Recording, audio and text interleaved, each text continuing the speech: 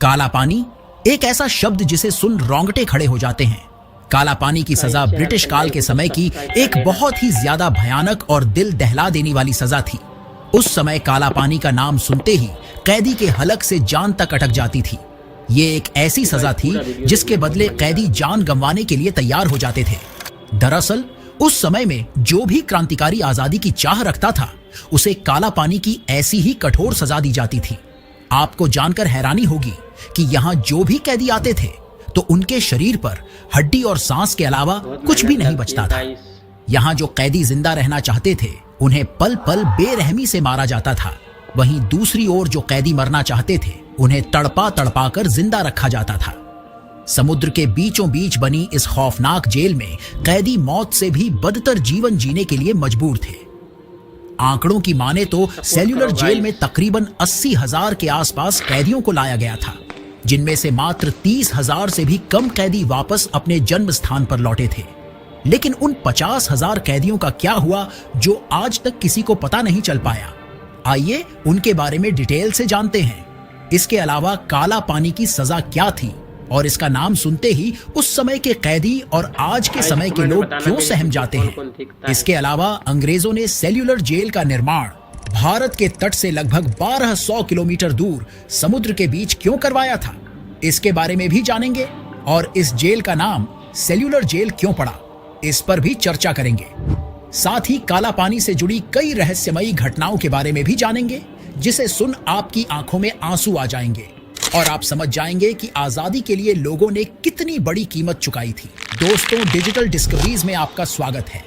अगर आपको देश के महान क्रांतिकारियों के द्वारा किया गया बलिदान देख आंखों में आंसू आ जाता है तो एक लाइक और उनके लिए एक प्यारा सा कमेंट जरूर करें। 1857 की क्रांति के बाद ब्रिटिश सरकार ने भारतीय क्रांतिकारियों और आंदोलन जीवियों को गिरफ्तार करके उनका मनोबल तोड़ना चाहती थी। अंग्रेजों का मानना था कि इनको ऐसी जगह रखा जाए जहां ना इनको कोई देख सके और ना ही इनका विरोध कर सके, क्योंकि उस समय एक ही क्रांतिकारी चिंगारी काफी थी जो अंग्रेजों का साम्राज्य खत्म कर सकती थी।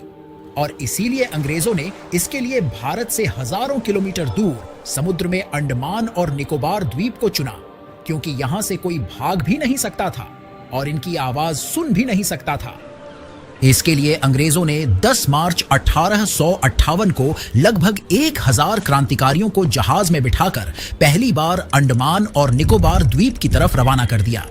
कुछ समय बाद ये क्रांतिकारी एक सुनसान द्वीप पर पहुंचते हैं जहां चारों ओर जंगली जीव, सांप, बिच्छू और कीड़े मकोड़ों के अलावा कुछ भी नजर नहीं आ रहा था।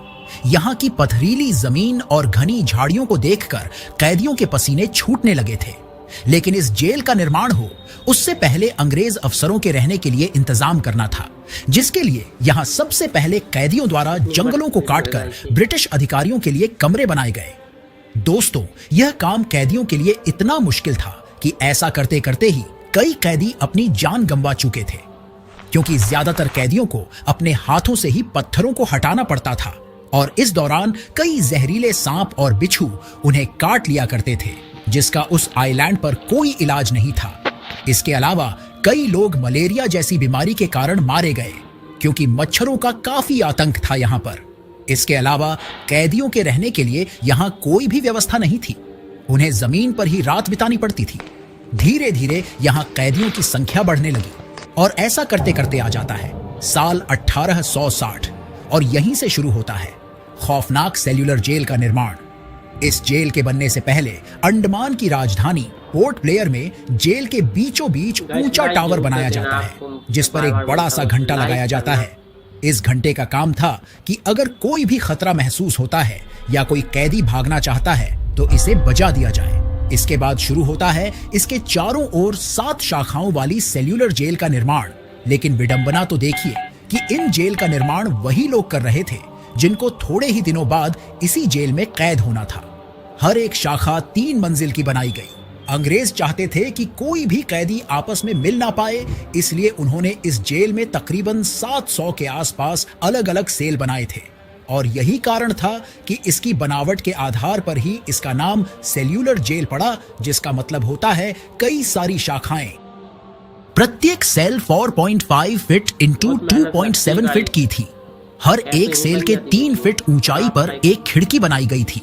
लेकिन अफसोस की बात यह थी कि कैदी इस खिड़की से भाग नहीं सकते थे, क्योंकि कोई भी कैदी बाहर कूदने की हिम्मत नहीं कर पाता था। क्योंकि जाए तो जाए कहां, क्योंकि जेल के चारों ओर लहराता और डरावना समुद्र ही समुद्र था। इस जेल का निर्माण लाल ईंटों से किया गया था, जो म्यांमार के बर्मा से मंगाई गई थी।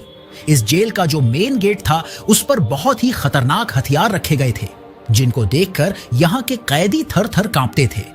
आपकी जानकारी के लिए बता दूं कि उस जमाने में इस जेल को बनाने में तकरीबन इतिहासकारों के अनुसार 5,17,352 रुपए का खर्चा आया था। उन स्वतंत्रता सेनानियों पर बड़े जुल्म ढाए जाते थे, जो अपनी आवाज कभी ना कभी अंग्रेजों के सामने उठाए थे। उन्हें भयंकर यातनाएं दी जाती थी, ताकि वे क्रांति तो क्या, जिंदा रहने के लिए तरस जाए। यहाँ हर एक कैदी को रोजाना 12 से 13 किलोग्राम नारियल कोल्हू के बैल की तरह पैरना पड़ता था। अगर कोई कैदी ऐसा नहीं कर पाता तो उसे बुरी तरह कोड़ों से पीटा जाता था। मतलब यहाँ कैदियों को रखकर उनसे जबरन काम कराया जाता था, जिसमें रस्सी बनाना, चक्की चलाना, लगातार नारियल पैरना, सिलवाई करवाना आदि कई काम करवाए जाते थे। यदि कोई कैदी लापरवाही कर देता तो उसको हथकड़ी लगाकर दीवार के सहारे खड़ा कर दिया जाता था और कई दिनों तक उस कैदी को भूखा रखा जाता था। जेल के बीचों बीच बने ऊंचे टावर से प्रत्येक कैदी पर कड़ी नजर रखी जाती थी। फिर भी यदि कोई कैदी जेल के कानून का उल्लंघन करता पाया जाता तो उसे कई दिनों तक ऐसे कपड़े और जंजीरों में बांधा जाता था जो खुरदुरा होता था। इसे पहनने के बाद कैदी का चलना तो दूर, वो हिल भी नहीं पाता था, जिसके चलते उसका शरीर बुरी तरह छिल जाता था। ये यातनाएं इतनी भयानक होती थी कि इससे कैदियों की शारीरिक और मानसिक रूप को पंगु कर दिया जाता था। यहाँ अलग से कैदियों के लिए शौचालय की सुविधा नहीं थी, बल्कि उन्हें अपने ही सेल में जाना पड़ता था। इसके अलावा उन्हें 2 प्लेट दी जाती थी, जिसमें से एक प्लेट का उपयोग कैदी खाना खाने के लिए और दूसरी का उपयोग टॉयलेट के लिए करते थे।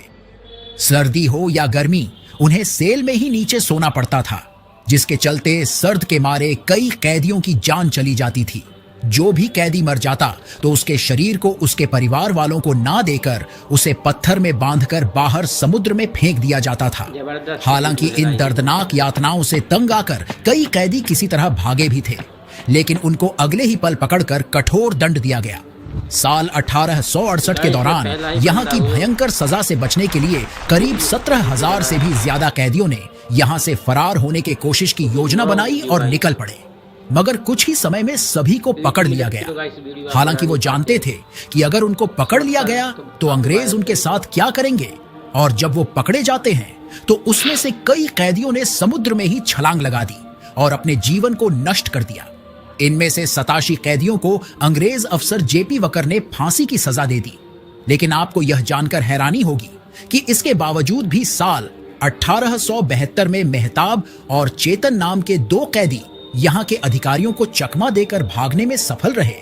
उन्होंने यहाँ के जंगलों से ही लकड़ियों को काटकर नाव बना ली थी, जिस पर वो दोनों बैठकर तकरीबन 1000 किलोमीटर से भी ज्यादा दूरी की यात्रा तय कर चुके थे। मगर अफसोस, एक ब्रिटिश जहाज की नजर उन पर पड़ जाती है और उन्हें फिर से कैद कर लिया जाता है। यहाँ के ही एक कैदी और स्वतंत्रता सेनानी अल्लामा खैराबादी ने सजा काटते हुए बयां किया था कि यहाँ जेल के हर कोने में दुख और रोग भरे पड़े हैं। हवा बदबूदार और कमरे बीमारियों के जड़ हैं। यहाँ हर कैदी के शरीर पर कई घाव हैं जिनका कोई इलाज नहीं है। दुनिया की कोई भी मुसीबत यहाँ की दर्दनाक मुसीबत की बराबरी नहीं कर सकता है। हमारा शरीर घाव से छलनी हो चुका है। दोस्तों, ऐसा लिखने वाले खैराबादी की भी वहीं जेल में मौत हो जाती है और उन्हें वहीं दफना दिया जाता है। जेल की इन यातनाओं से तंग आकर कैदी या तो पागल हो जाते थे या फिर आत्महत्या करने पर मजबूर हो जाते थे। ऐसे ही एक कैदी थे इंदु भूषण राय, जो इन यातनाओं से तंग आकर अपने फटे कुर्ते से ही फांसी पर लटक गए थे। कहते हैं कि यहाँ की खराब व्यवस्था को लेकर कुछ कैदियों ने भूख हड़ताल भी की, मगर जल्लाद अंग्रेज उन्हें जबरदस्ती खाना खिलाकर हड़ताल समाप्त करवा देते थे। ऐसे ही 3 कैदियों की जबरदस्ती खाना खिलाने से मौत हो गई थी और फिर अंग्रेजों ने उनके शरीर पर पत्थर बांधकर सबके सामने वहीं डुबो दिया था। लेकिन समय बीतता गया और साल 1945 को कैदियों के तमाम आंदोलन के बाद इस जेल को बंद कर दिया गया। इसके साथ ही यहाँ के कैदियों को भारत के अलग अलग हिस्सों में भेज दिया गया। लेकिन अफसोस, इससे पहले ही तकरीबन 50,000 से अधिक कैदियों ने सेल्यूलर जेल में ही दम तोड़ दिया था। आज भी यह जेल खंडहर के रूप में मौजूद है, जिसकी दीवारों पर कैदियों द्वारा लिखे गए अंग्रेजों के क्रूरता के दास्तान भरे पड़े हैं, जिसे आज हर कोई देख सकता है। और यदि आप यहाँ जाते हैं तो आपके आंखों में पक्का आंसू आ जाएगा, ये मेरी गारंटी है। दोस्तों, आज हम आजाद घूम रहे, अपनी इच्छाओं को व्यक्त कर रहे, यहाँ तक कि सरकार भी अपनी मनमर्जी के बना ले रहे हैं। लेकिन इन सब के पीछे जिन देशभक्तों ने अपनी कुर्बानी दी है, उनको हम कितना याद करते हैं। अगर ये वीडियो पसंद आया हो तो चैनल को सब्सक्राइब जरूर कीजिए। मिलते हैं नए वीडियो में, तब तक के लिए नमस्कार।